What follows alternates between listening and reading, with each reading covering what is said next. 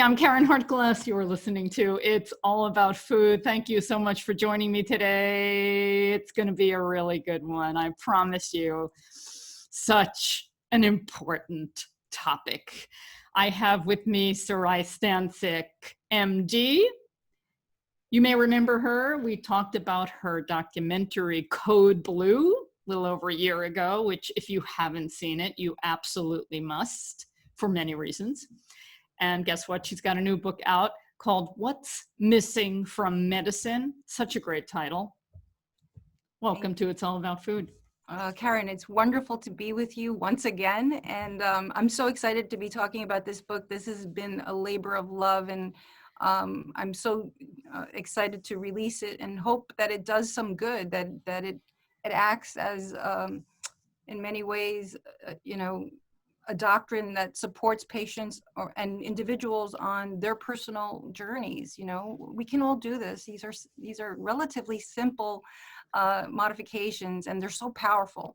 And so, my hope is that I've written something that it feels like a conversation between myself and the reader, and it's simple, and it's powerful, and hopefully, and that's what we want. We want to empower individuals across the country and beyond to engage in these lifestyle modifications to improve their overall well-being. We want people to live their optimal potential, and then we're all at the end of all this, we will pass on, but it can be on our own terms. I love how you say we can all do this. So this is Dr. Stancic here, everyone, giving you permission. You can do this, whatever it is. Yeah. But if you're in some sort of health crisis, there are many things that you can do. And we're going to talk about your own personal journey with multiple sclerosis. But the wonderful thing about all of the things that you recommend in your book is they apply to just about everything in life and just about most illnesses that people are experiencing today, all these chronic diseases that are raging. So let's start at the beginning. At the beginning, you've got this wonderful foreword by Dr. Dean Ornish. Yes. And what I love about what he basically says is that chronic diseases are all the same. They may manifest themselves differently, but the cause or the causes are all very similar. Yeah. And another reason why this is all simple, right? The catalyst for all of this is that unique source of inflammation, right? And how it's expressed in each and every one of us, that's where the genes play a role, right? What are our genetic predispositions? But at the end of the day, heart disease, autoimmune disease, cancer, all of these chronic diseases, dementia that we're witnessing today in our country, the root cause is inflammation. And inflammation is how does inflammation come to be? How is it introduced, and what fuels it? It is largely our lifestyle choices. What are we eating? Are we engaging in physical activity? How are we interpreting the stress in our lives? Are we sleeping effectively? What are the substances that we're ingesting? Are we smoking? Are we drinking too much? These are real questions that we need to ask ourselves. And then importantly, and sometimes not discussed, the importance of social connections. We know those amongst us who are isolated and depressed, that fuels chronic disease and leads to premature death. And right now is a difficult time because we're in the midst of this COVID-19 pandemic. So many of us are isolated. But we have modern technology, so opportunities like Zoom and FaceTime, they should be utilized now more than ever because we have to remain connected. It's so important for our overall health and well-being. I express my gratitude almost every day for Zoom. Me too. For Zoom. Thank you, Zoom. Where would we be without Who Zoom? knew Zoom would become this important? Who knew? Well, somebody knew. Somebody knew. And enabled it for us to use in this difficult time. Okay, so let's jump into the book. And as you mentioned, this is a very easy book to read. And I don't know you that well. I've met you in person at your documentary at the premiere in New York of Code Blue. But I feel like it's you speaking. It really does feel that way. And it's easy, it's comfortable, it's friendly. you encourage play through exercise. You're just promoting something that is so positive and easy. And this is really important, especially for people that are faced with a health crisis. Yeah. Very scary. We've both been through them, so we know. And to know that there are things that you can do that don't seem insurmountable. Right. And as you say early in the book, small and consistent changes matter. Find a way to play. Yes. Really. Yes. So it's inviting almost. Yeah, and I think that's an important message, because so many of us, when we are trying to introduce a change in our lives, we try to do everything overnight. And if we don't get it done in the first few days or first week, then we feel like we failed, and then we give up and we move and we fall into our old habits. And I think the important thing is that one small step, just one change in the right direction, is so, so powerful. And we need to give that a lot of value, because it really is, it's that seedling that you plant. And it may take some time to flourish, but we have to be patient. I think that's, the American way is to be impatient. We want everything overnight. And the most meaningful things in life, if you think about it, are those that we cultivate, that we love, and that we're patient and forgiving, and those are the most powerful accomplishments that we have in life. And so I think lifestyle modification is really about, and the principles that I describe in the book, it's really about being patient and kind, and going at your pace, what is suitable and comfortable for you. And in clinical practice, over this past several years, as I've done this, I think the most successful patients are those that come in knowing that this is going to be a journey. This is not a quick race. This is a marathon, and I want people to enjoy it. Every small step in the right direction, and even every small failure or obstacle that comes before us, is a moment for an opportunity for us to learn from it and strengthen and try again. It's okay to take a step forward and then take two back. It's okay, as long as you don't leave it there, right? Now we're gonna, what were the challenges? What obstructed my forward movement? We learn from that. We're stronger. We move forward. Life is a journey, and I think we should be learning every step of the way until it's over. Absolutely. Absolutely. The very last breath, we're learning, right? Yes. Absolutely. If you think you've learned everything you need to learn, then you're mistaken, my friend. You talk about the 6 spokes of lifestyle medicine, Yeah. promote prevention and healing: food, exercise, stress, sleep, substances, and connection. I'm going to focus on a few of them. Maybe we won't get to all of them. This program is called It's All About Food. We always talk about healthy, whole food, plant food, minimally processed food. I'm a longtime vegan, and I promote people eating plants. So we don't have to focus on that just now, because I think there are some really important things in your book that I don't hear about enough. Yeah. But before we get there, I'm noticing, so this is an audio program and we're recording it with video, and I'm noticing there's this little shopping cart behind you with little like fruits and vegetables. I'm just curious about that. Yeah. Well, that shopping cart was something from my office that I would have in the office, and in it I typically would keep lots of items you might pick up at the supermarket, and I would utilize it looking at labels to teach patients. So that's just a remnant of and I also, as you've read through the book, I like to play. So that's part of that whole making the environment in my office just welcoming. I would often have patients bring their children, because lifestyle medicine is also about family, right? It's not just like, I don't want folks to make, and well, it's not even that I don't want to, it's difficult to make changes alone. It's important for family to be involved in all of this. So it's wonderful when I have a patient come in who has some goals that, they want to address their hemoglobin A1C, they're diabetic, and they're struggling with the management of that disease, but they come in, I always invite them to bring their significant other or whoever they feel is important in their life to support them, because behavioral modification is all about support. So sometimes they bring their children, and so it's important for us to educate their children or whomever it is that they bring.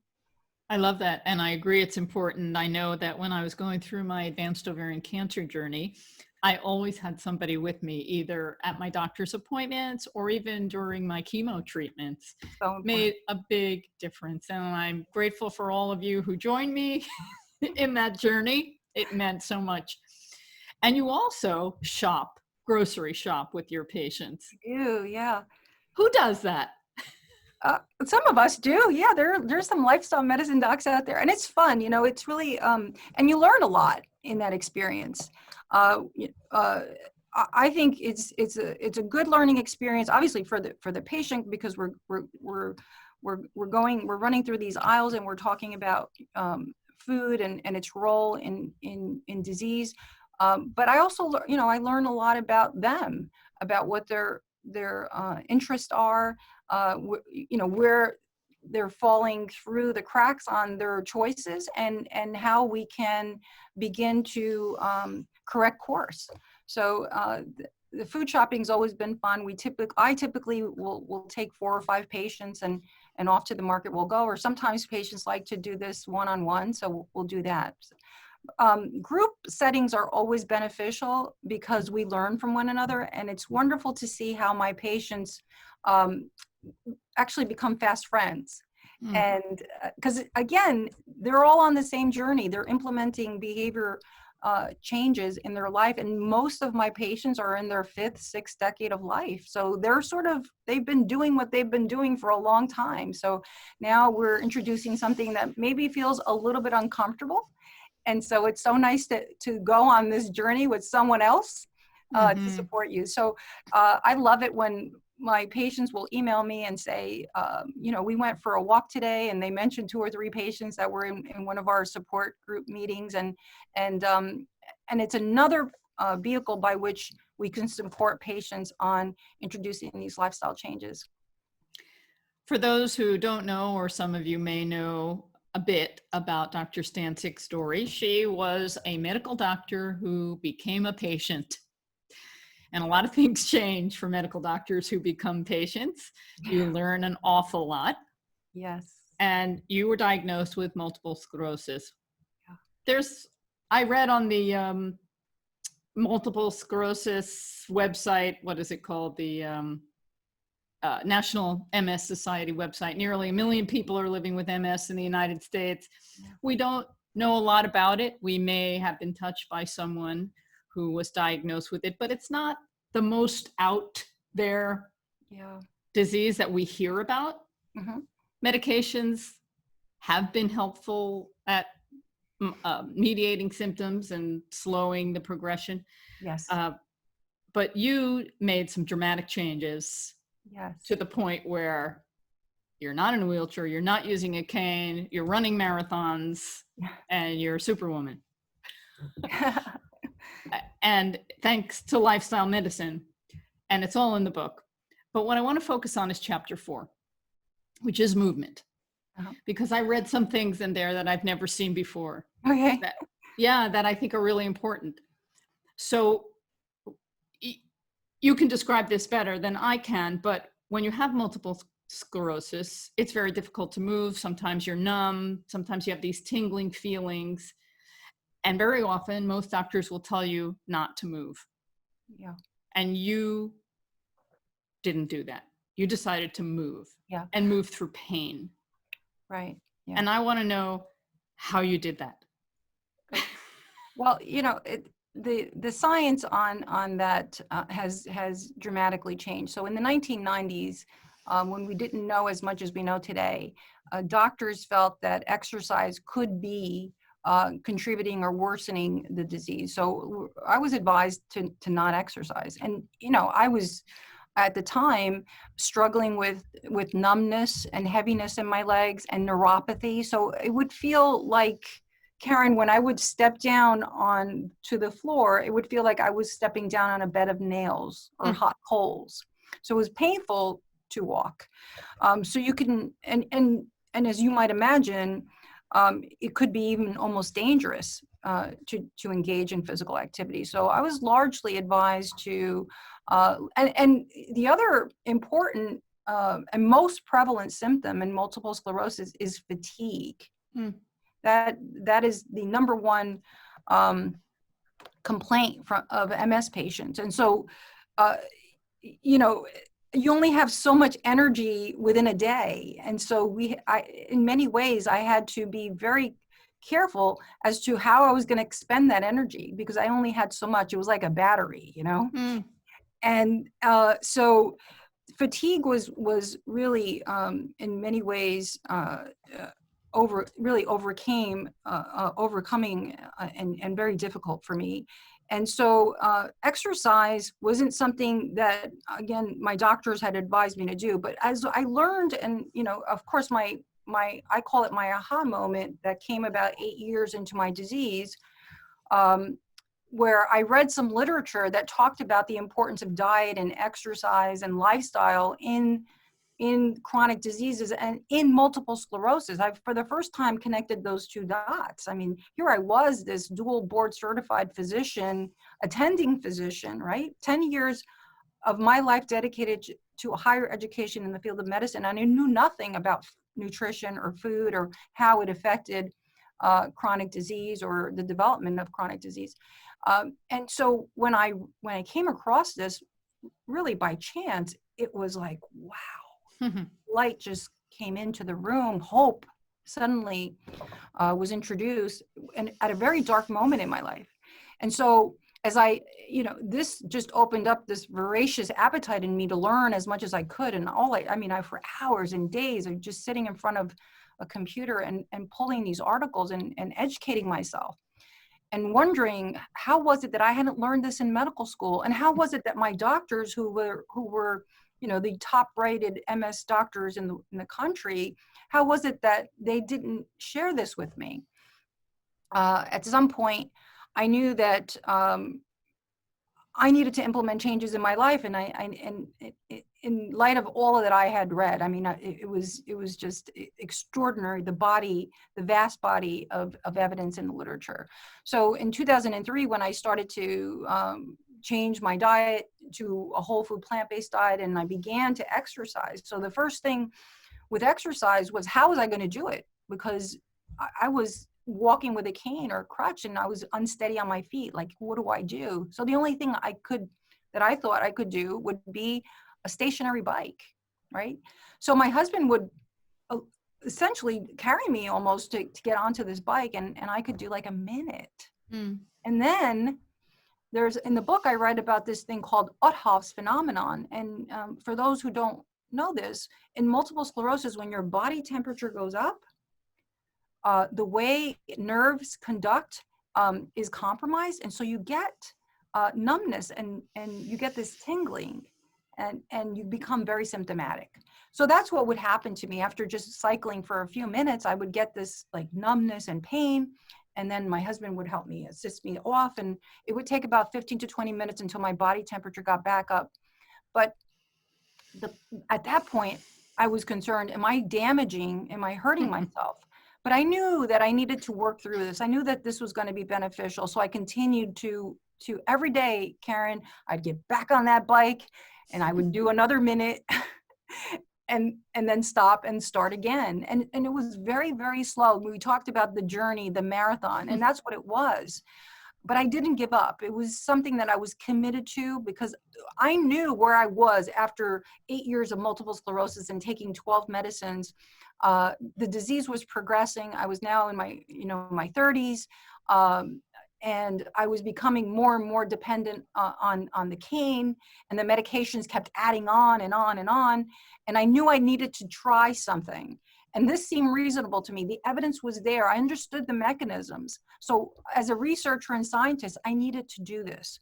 So I kept at it. And by the grace of God, over the months that followed, I started to feel better. And Mm. instead of a minute, I could do 3 minutes. And then I could do 5. And then I could do a half hour. And I continued to progress until ultimately I had the courage to go for that marathon. And in 2010, again, but think about it, 2003 to 2010, in a book, it seems like it went really fast. But that's 7 years and a lot of work to Sure. get where I am, to get to that point. But I have to tell you, when I crossed that finish line at that marathon, it felt like one of the most, because I've had a lot of wonderful moments, but one of the most amazing moments in my life, because everything I had done, all these changes that I had implemented in my life, who everyone told me, you're making a mistake, it doesn't make sense, just stay on that medicine, had borne fruit. I had proven them all wrong. And here I was, feeling extraordinarily well, medication free. And this year, Caryn, in October of 2020, I celebrated 25 years since that diagnosis. And on that day, I walked 25 miles with family and friends. And it was another highlight in my life just to celebrate that moment. I mean, you'd think, you're celebrating the day that you were diagnosed with MS. Who would do that? Well, I would do that because I was told that I would be in a wheelchair within 10 to 20 years. So I feel so blessed. And I think this is not, there's nothing special about me. There's nothing unique about me. We can all do this. That's the purpose behind making the film. The film was really about sharing my story and sharing this idea of lifestyle medicine, illustrating the fact that this is a discipline and an intervention that is based and founded on a lot of substantive evidence in the literature. That this isn't just, some flaky, subjective approach that I'm suggesting here. That there's a lot of evidence that supports this, and that we could all do it. That it's simple. The film was really about hopefully bringing attention to the fact that we ignore this altogether in medical school, so that we have these physicians that are out in the world practicing medicine, extraordinary, education, and we have made so many advances in technology and in development of medications. All of that is important. But in the absence of practicing and speaking to the power of lifestyle choice and the idea that we can prevent 80% of chronic diseases that we see today in clinical practice, that should be our priority. Prevention should be our number one objective. Prevention, as it says in the Hippocratic Oath, is preferable to cure. But we're not trained that way. We're trained to be what I call disease detectives, right? We're trained on this approach that pathogenesis is primary. So we learn and understand and study the disease process, which of course is important. And I say to the students that we learn to become disease detectives, right? We take these really thorough histories and physicals, we're collecting clues, and then we do blood work and imaging studies, again, collecting clues, ultimately to make a diagnosis. And once we've made that diagnosis, what do? Our plan is, our intervention is what? A pharmaceutical agent, a surgical intervention, or a procedure of some sort. And of course, all of that is important. We need to understand pathogenesis and how to treat disease. But what's missing in all of that, that's only half of the human health continuum. The mirror image, or the opposite of that, is health and well-being, and that's what we call salutogenesis. And salutogenesis is the study of health. We don't learn that in medical school. Our healthcare system is not a healthcare system. It's a sick care system. Salutogenesis. I like that. It has salute. Salutogenesis is a great name. Yeah. Great name. So that salutogenesis is what's missing in medical school. That's why the book is called What's Missing from Medicine, because we need to bring that aspect to training our physicians. So our physicians are almost getting only half the story when they train. I'm just curious how you feel today. Do you ever get that any of that numbness or tingling that you experienced in the early days? I don't anymore. I can tell you though, Caryn, that if I, for example, um, do a lot of traveling and I'm out of sorts, particularly when I travel to the West Coast and maybe because I have a pretty regimented schedule. Like in the morning, I wake up at 5 o'clock. I exercise. I have my breakfast. You know, like that whole. I go to bed at 9 o'clock. I'm pretty good about structure with my sleep.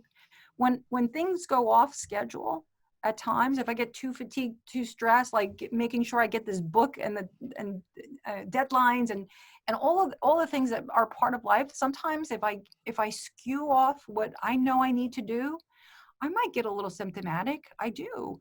But it's like a little warning sign for me. I know I have to step back and say, you know what, sometimes I take on too much. I'll be asked to engage in a particular activity or an event or write an article or do, you know, right now in the midst of COVID, I'm not traveling as much as I used to, but there were times where I would do a speaking engagement, you know, 2 or 3 in a month, and that would require travel across the country. And so when you do a lot of that, that can be problematic. So, I mean, I've learned the things I can do and things I can't. So I'm pretty good at knowing what my limitations are. Especially when we're paying attention, the body gives us messages. It Alert, sure does. pay attention. It sure does. We have to pay attention, yeah. We have to pay attention. I know that before my cancer experience in 2006, I was one of these people. You had a few of these phrases in your sleep section in the book, but I would say there's plenty of time for sleeping later. Yeah, yeah. And I got through a lot of things not on very little sleep. Yeah. And now I can't do that. If I get anything less than 8 hours, I mean 7, minimal, Yeah. I can't function. I just, okay. Well, you can't do it, and you shouldn't do it, even if you could. I know before I could and feel fine, but my body just says, nope, day off, sorry, rest. See, that's the thing. You think you're fine, but you're really not. There's stuff happening that you're not really aware of. And I think that's what happens particularly when we're younger. We don't think we need that much sleep. I hear this all the time from patients who say to me, I only need 5 hours, doc. I only need 6 hours. You don't, you need the 7 to 8. We all do that. Let's all come to that realization. And because if you don't do that, if you don't offer your body that opportunity to replenish and rejuvenate, at some point is going to catch up with you. Mm-hmm. So let's be smart and care for ourselves. In some ways, it's unfortunate because I know a lot of young people in their 20s and 30s, and they're on a terrible diet. Yes. And they say, but I feel great. I feel great. I don't have to do anything. I just feel great. And they don't know what's going on inside. Yeah. What's accumulating. Right. Yeah. And I was diagnosed on October 11th, 1995. If you would have talked to me on October 10th, 1995, I would have been one of those young people telling you, I feel great. And then the floor fell out from under me. Did you have no clue beforehand? I really didn't. Wow. I really did. I mean, I think back when I was in medical school that I couldn't get through an exam. You know, exams could be 2-3 hours. But I would have to go to the bathroom, and that was my bladder. That was an early sign that my bladder was probably amiss. I remember as a young woman, at times my toes would tingle when I wore heels. So I just assumed it was my heels. Probably wasn't. There were little things like that when I look back that, might have been, but no, I mean, I was in the left lane going, 90 miles per hour. I was a third-year medical resident. I was just assigned, offered the position of chief resident. So I was so excited about that. Planning my fellowship. Becoming a physician was my dream. So I felt I had made a lot of sacrifices. I mean, I come from an immigrant family.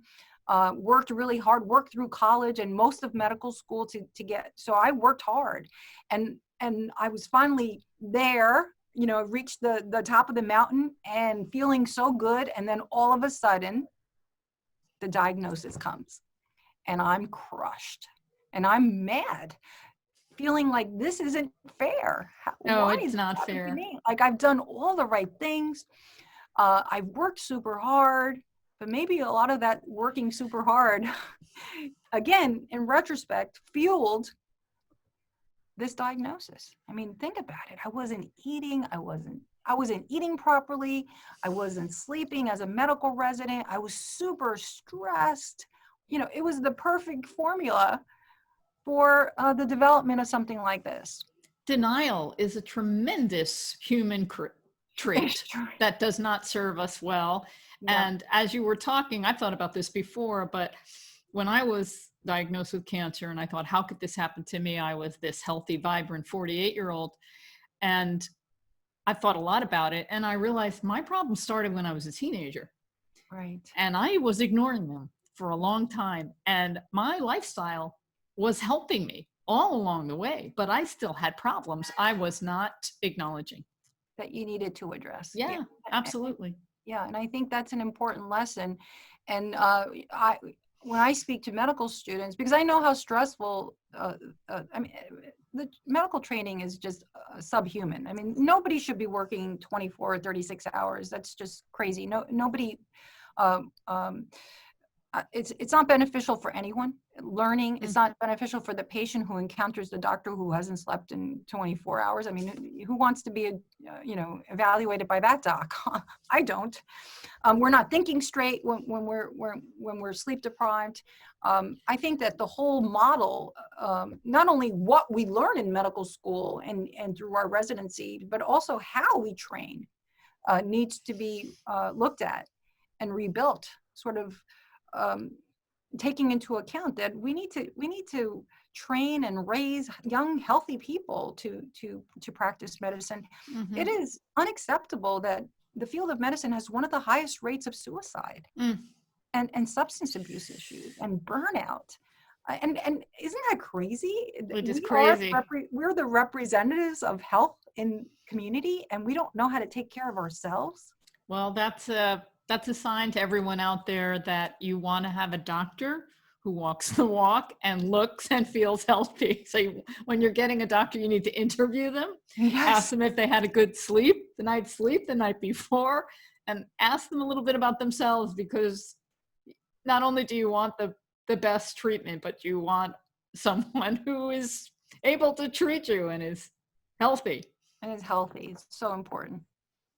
Yeah. Okay.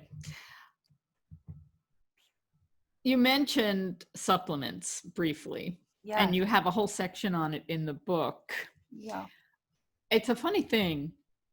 I was relating a lot to some of the things you talked about in the book, because you mentioned you had a little crisis with supplements. Mm-hmm.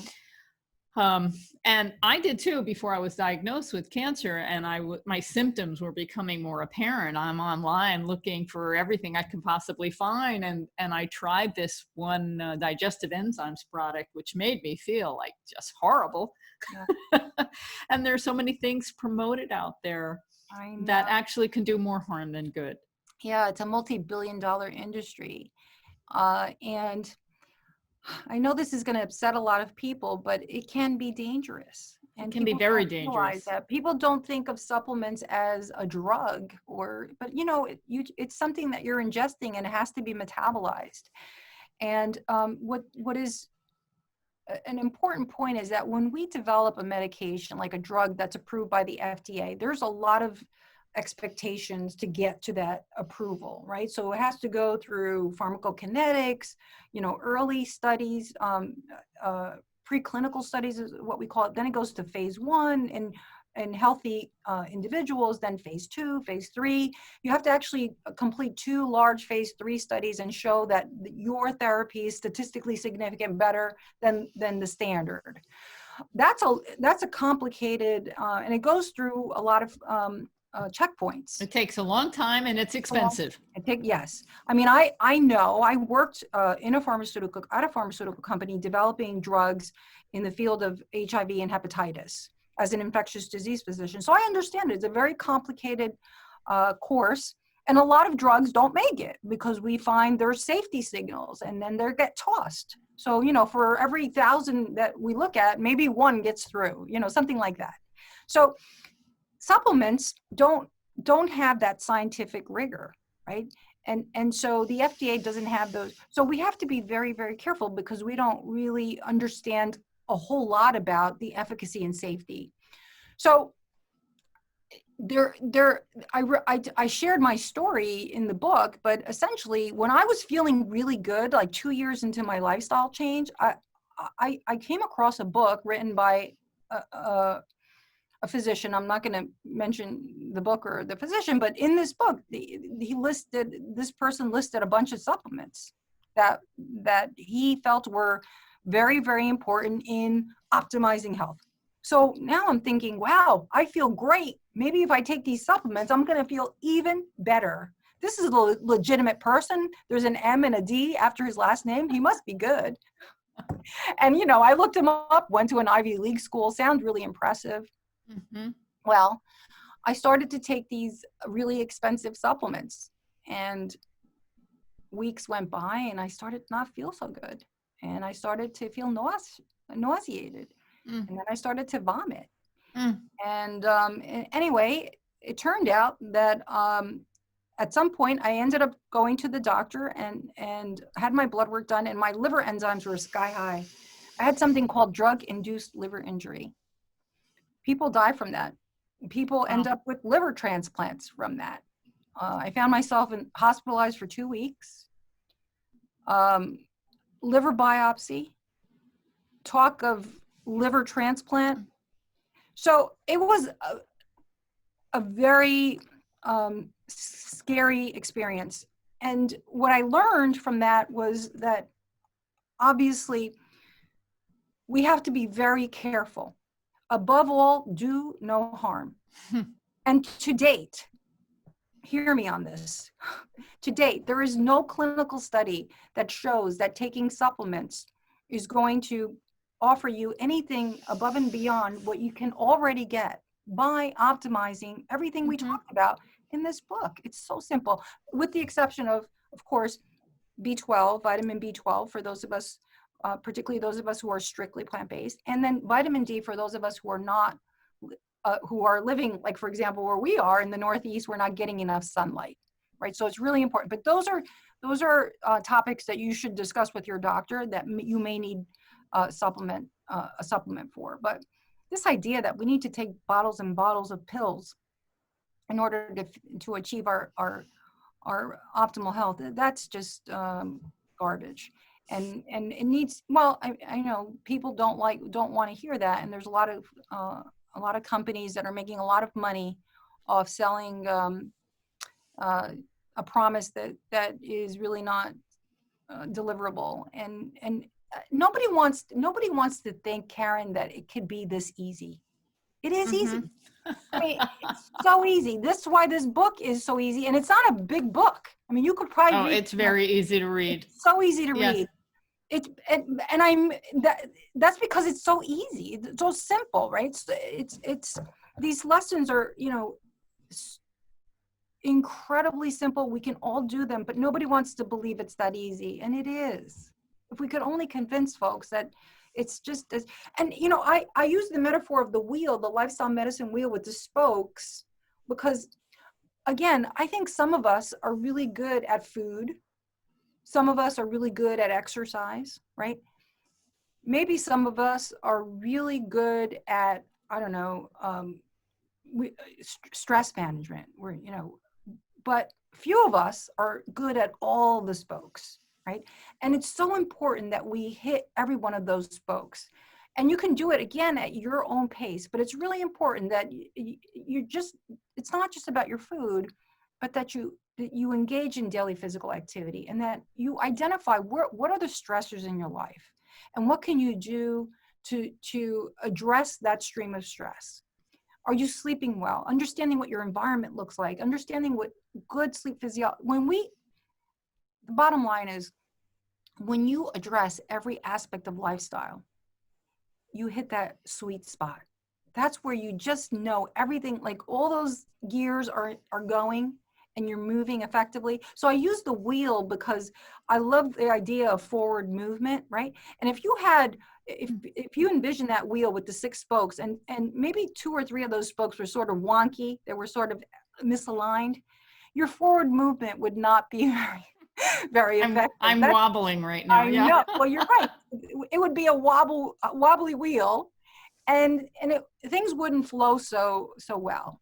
So that's another message that I hope I conveyed in the book, is that we really need to pay attention to all these pieces.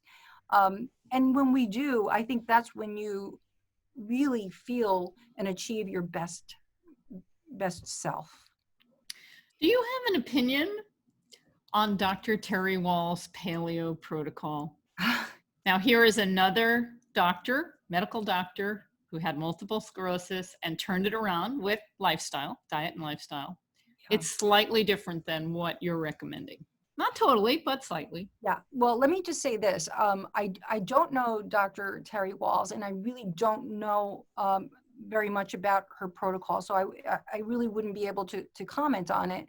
But I understand that there is a paleo component to it. And that, of course, would be incongruent with my recommendations. I don't know that. And again, for me, it's not that you have to be strictly vegan or strictly whole food plant-based. I am, but I think that you're going to reap the great benefit of this if you could just at least be plant-centered or primarily plants. In our society, when I ask you, the average person, I can't ask you because you and I are in the same boat, but if you ask a friend who's not aware or interested in any of this, what did you have for dinner? They'll likely say, I had the chicken, the fish, or right? No one's saying I had the cauliflower. Like, you go to a restaurant, right? And people say, what did you get? I had I had the chicken, the fish. I had the pumpkin seed encrusted tofu. Yeah. There you with go. Brussels sprouts. Yeah. In our society, it's the animal is the center of the plate. It's the primary player.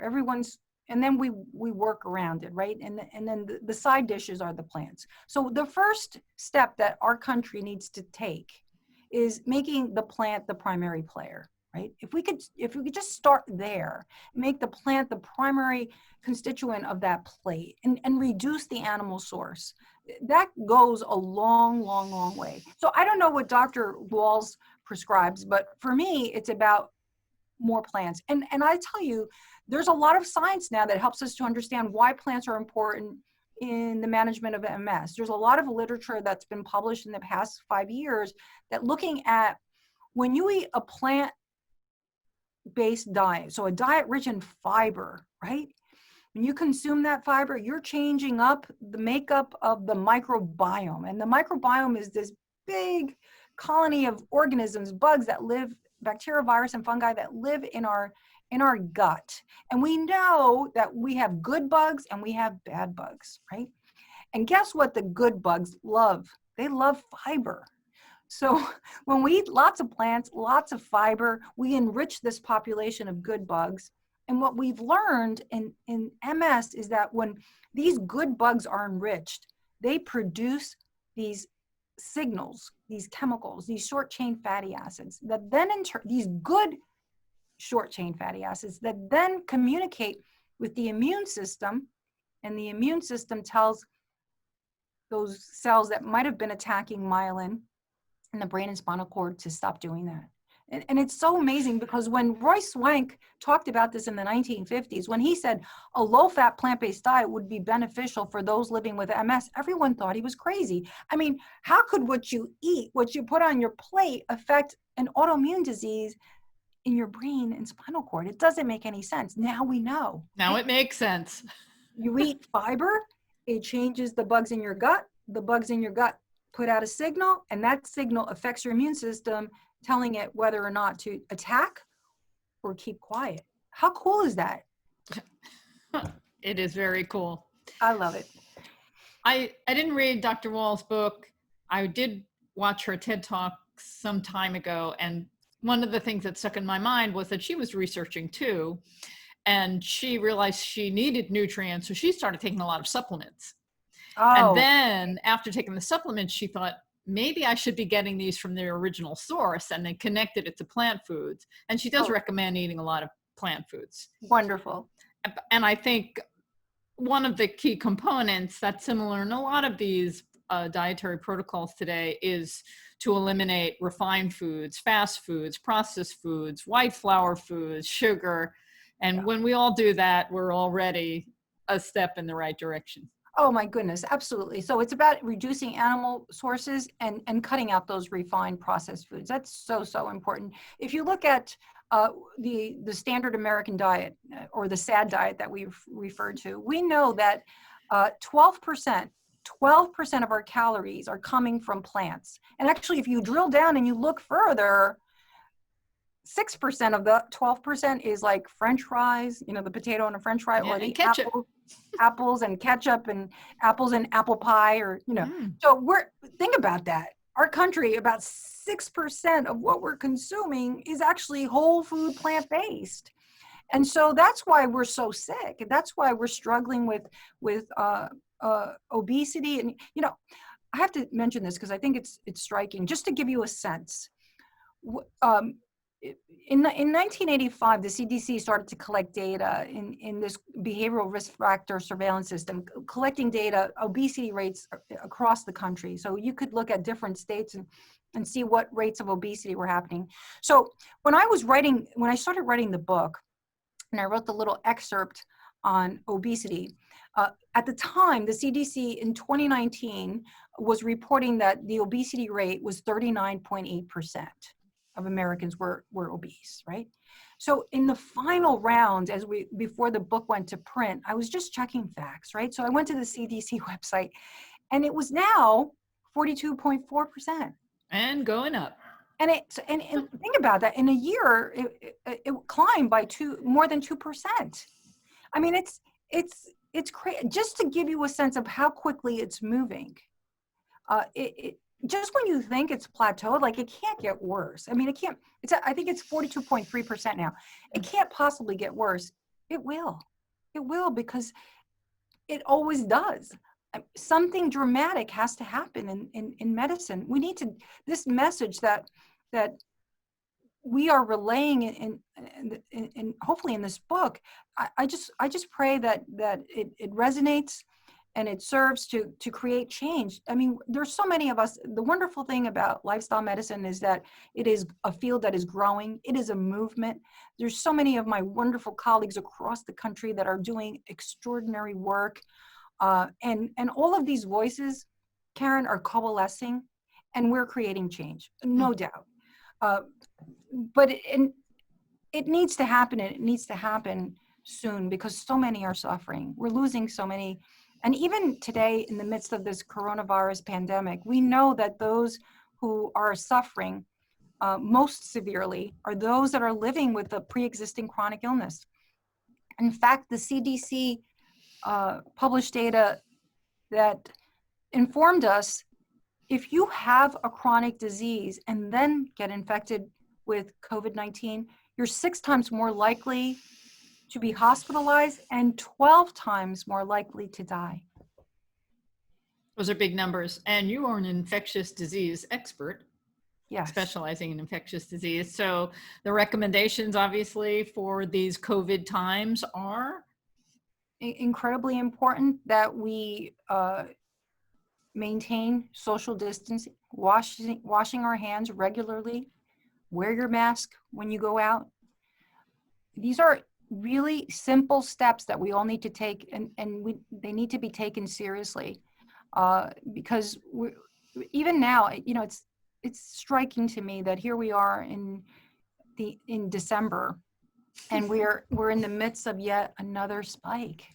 You witnessed March and April in New York City, here in New Jersey. Yeah, it was crazy back then. And I never envisioned that we would be back where we are today.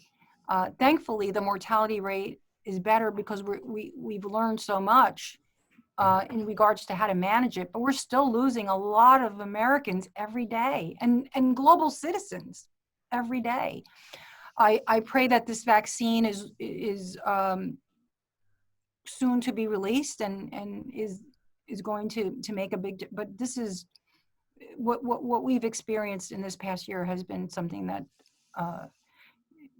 is near unimaginable, The most unfortunate thing is that our leaders, our medical professionals, for the most part, have not recommended what you're recommending in this book, which doesn't only apply to multiple sclerosis and autoimmune diseases. It applies to all chronic diseases, and